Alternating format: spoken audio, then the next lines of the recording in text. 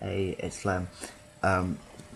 Making another video because it's now like gonna be 19 months since I've been on testosterone, I think in 2 days. Yeah, and then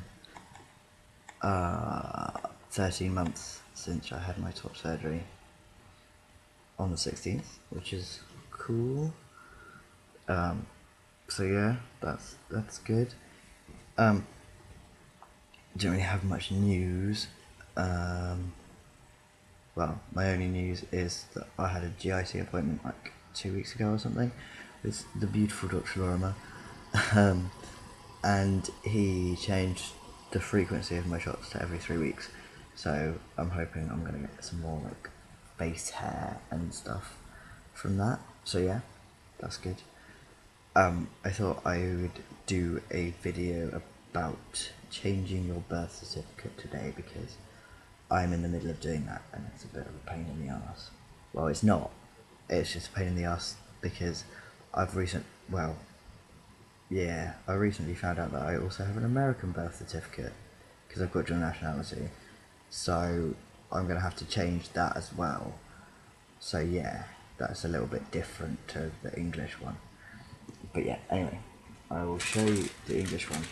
I will explain that first, so it's easiest. Right. Basically, need one of these.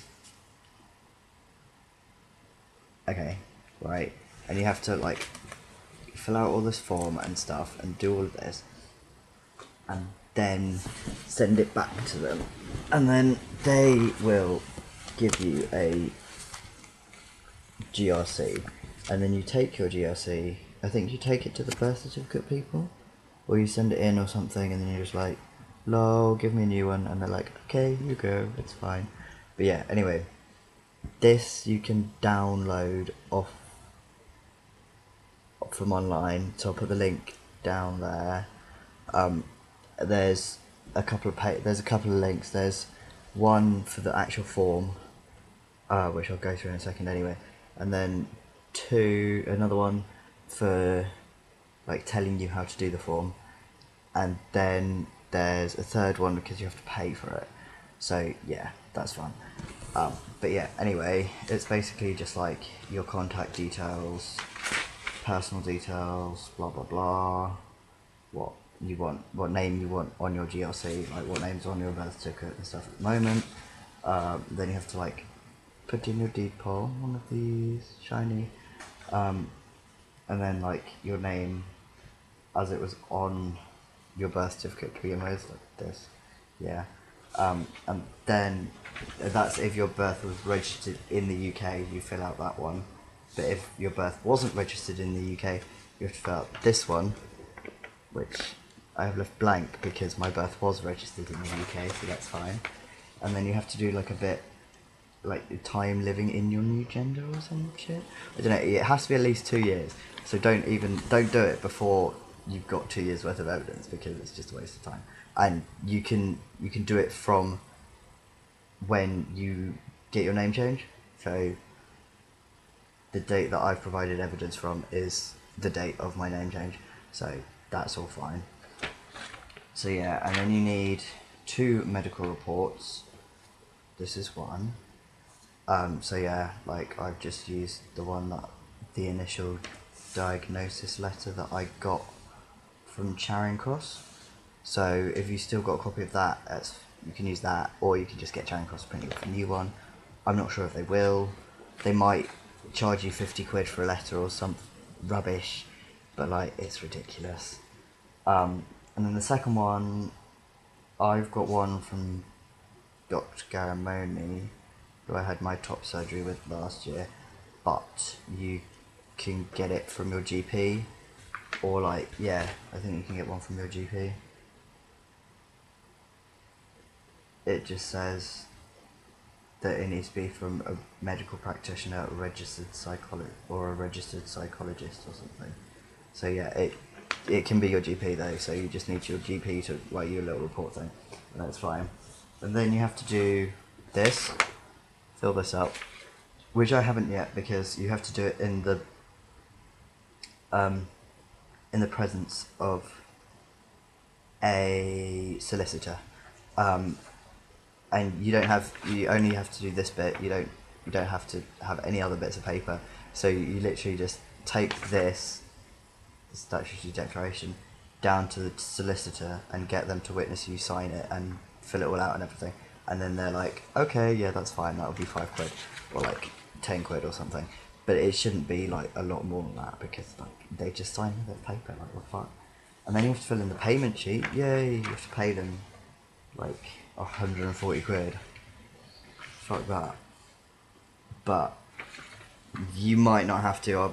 There's a form down there explaining the fees that you may or may not have to pay, and then you've got like bits saying what you've got in here, and you have to have 2 bits of evidence for every year that you've like lived in roll or whatever they call it. It's bullshit.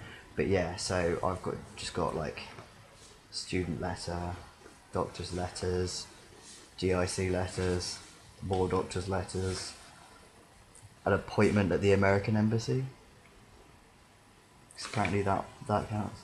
Yeah, like work letter. More student letters, blood tests, more GRC letters, copy of my driving license, copy of one of my passports, a copy of the other of my passports, and then it's got a declaration form at the back. So you need, it's to consent that the Registrar General will contact you about your birth certificate. Okay, so you don't have, they'll contact you about your birth certificate. You don't have to get your GRC and then send it off separately. Okay, that's cool. Yeah, so, yeah. And then you have to send all of this massive form to them by,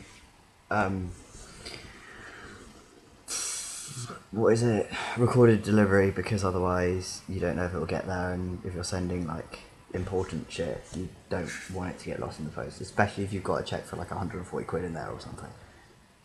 So yes, that's fun.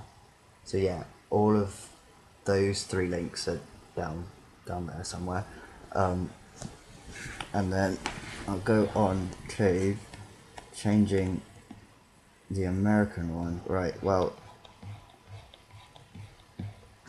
if you have an American birth certificate, it's different because it's America. So they do it on a state by state basis. So like every different state has a different thing for like what you need to be done in order to change it, like what you might need or whatever.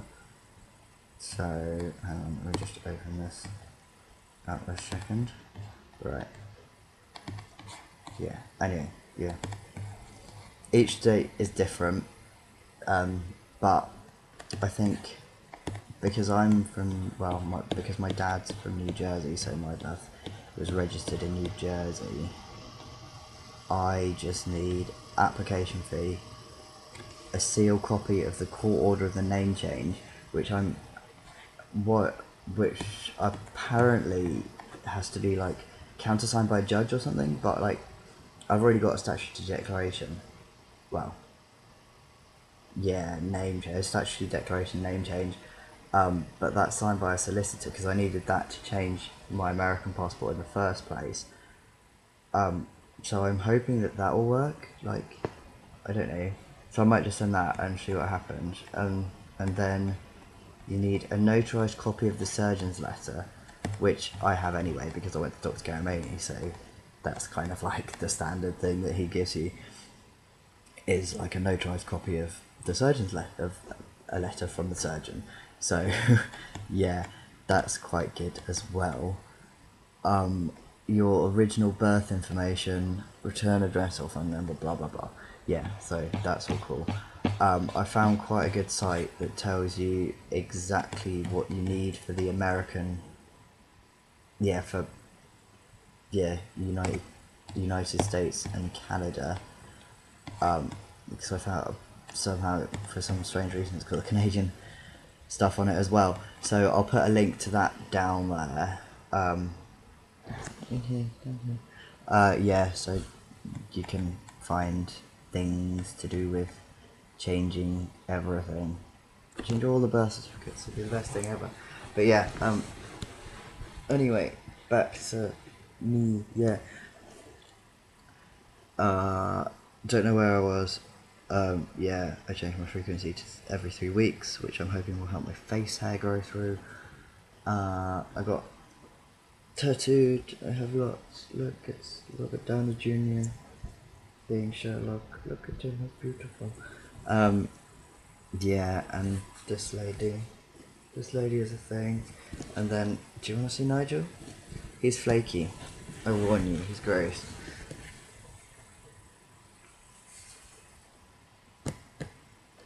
That is Nigel. Yeah.